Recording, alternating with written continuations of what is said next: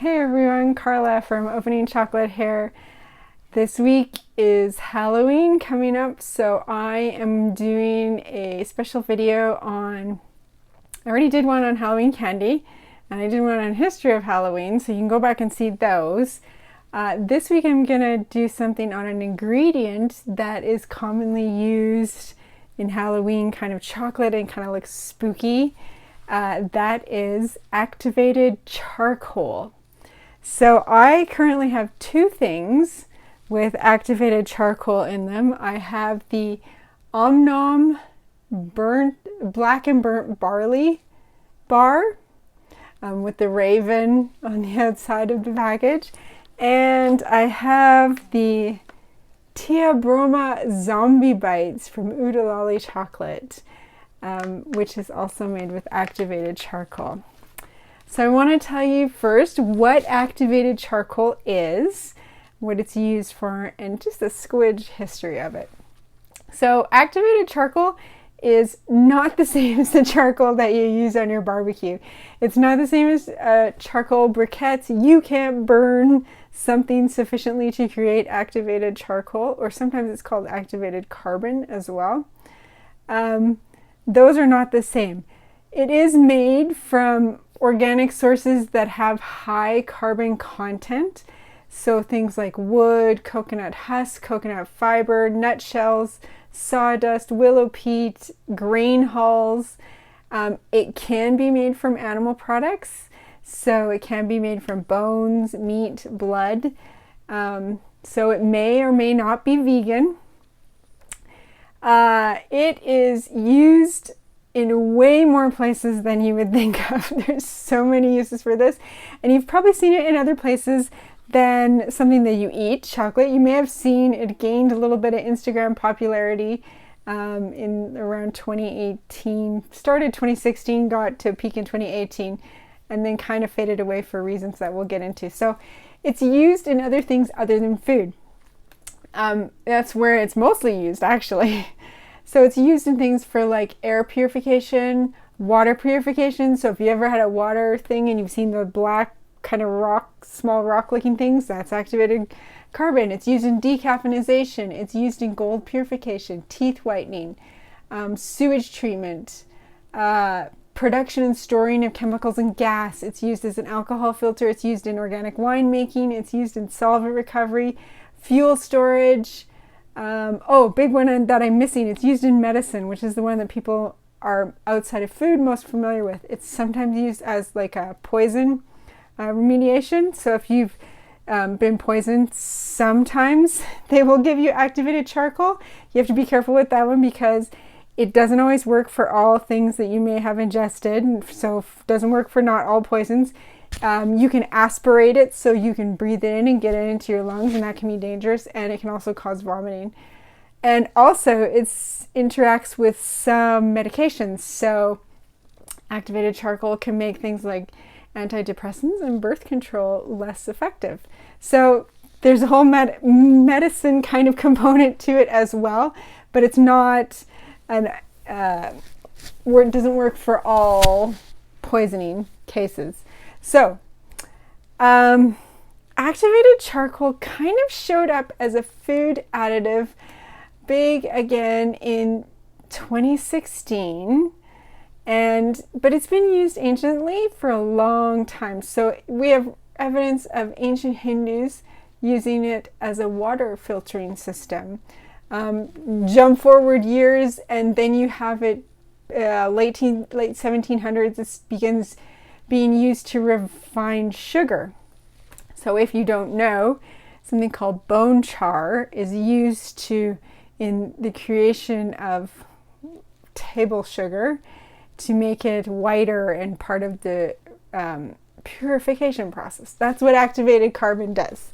So I showed up in 2016 as a food additive. The FDA in the US has actually banned it as a food additive in the 1960s for food additive and coloring. Basically as a precautionary ban though, because at that time they didn't have a lot of safety data and they didn't have that information or science to back up a recommendation or a ban. So they just kind of, it was a precautionary ban. 2018, you have this proliferation of Instagram. It was coconut charcoal that was all over the place in New York. There was an ice cream store making it, and it just blew up all over the place. And then New York City started banning it from use, basically for the same reasons the FDA did. That there wasn't really a lot of information about whether it's safe or not to ingest in significant amounts.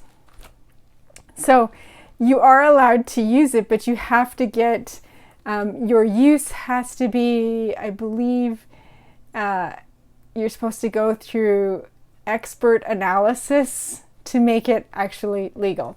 So what is activated charcoal? After that long spell. So it's basically tiny pieces of carbon that have been activated to increase their surface area. So they have all these tiny little pores all over the surface area. I'll try and put a picture up so you can see it microscopically. So it's got these tiny little pores. It increases its surface area to these ridiculously huge amounts that allows it to have enhanced absorption properties. So there's two ways they can activate charcoal. They can do it either physically, and this is way more complicated than I'm going to say. So physically, they do it using high temperatures and hot gases, much higher than you can get in your backyard barbecue. And the most popular way is chemical activation, where they use either a really strong acid or a really strong base or a salt, and then high temperatures to create the porous surface. So lots and lots of tiny little pores all over the activated charcoal. So today I think I'm going to open both of these and show you them, and we'll taste them and you can take a look at them. So let's flip the camera around and see what a chocolate with activated charcoal looks like. All right, so here's my two chocolate products with activated charcoal in them. The first one is Tia Broma's Oodalolly's Tia Broma Zombie Braids. So cool. And then the other one is this Om Nom Black and Burnt Barley Bar. I really like the graphic design on Om Nom.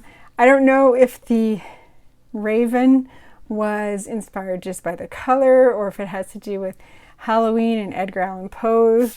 I don't know, but there it is. So here we go. Here's the ingredients for the Om Nom bar. So focus, there we go. Cocoa butter. So this is basically a white chocolate bar. Cane sugar, Icelandic milk powder, roasted barley malt, organic Icelandic barley malt extract, activated charcoal, sea salt, sunflower lecithin, polishing agent, and a sealing agent. Black chocolate with toasted and puffed barley and lava salt. Fun. Okay. So let's open it up. See how it looks. It's so black. So the first time I actually had this bar, I was at a tasting with my son, and we were talking, I don't know, talking technical things, and I guess he got a little bored and he took the bar and he goes, "Mom, look, you can write with it." And sure enough, you surely can write with the chocolate bar. So that's a fun thing about it. So here's the bar.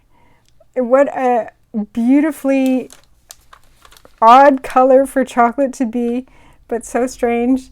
When you smell, really strong barley smell coming through.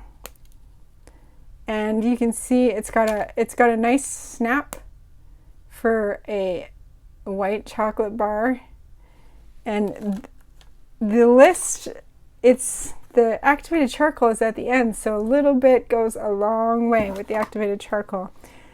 So when you taste this,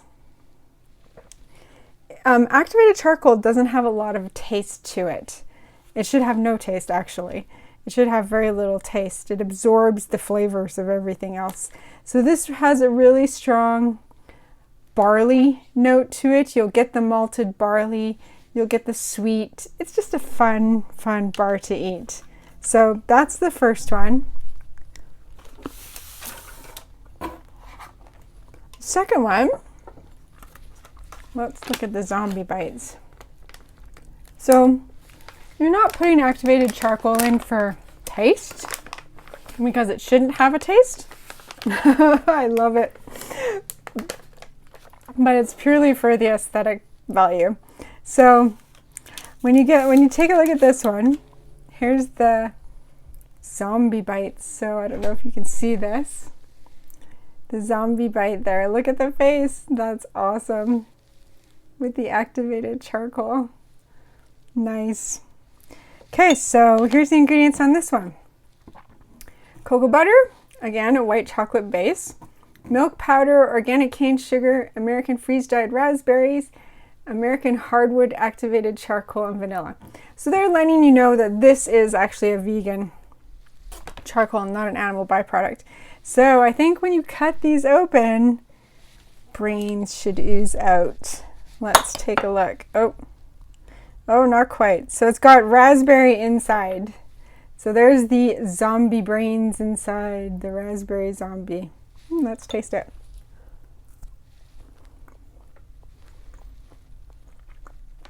So this one is different from this bar. Again, none of the flavor comes from the activated charcoal at all. This you can definitely, the strongest flavor in this one is the malted barley and the barley flavor. This one, the strongest flavor is the sweet of the white chocolate and the raspberry bits in there as well. So just a fun little Halloween treat. So that's really cool. So those are two chocolate things with activated charcoal. Let's flip the camera around and finish up.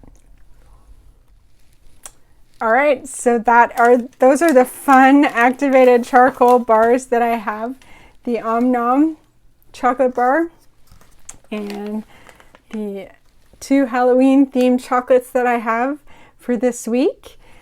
There are lots and lots of health claims made with activated charcoal.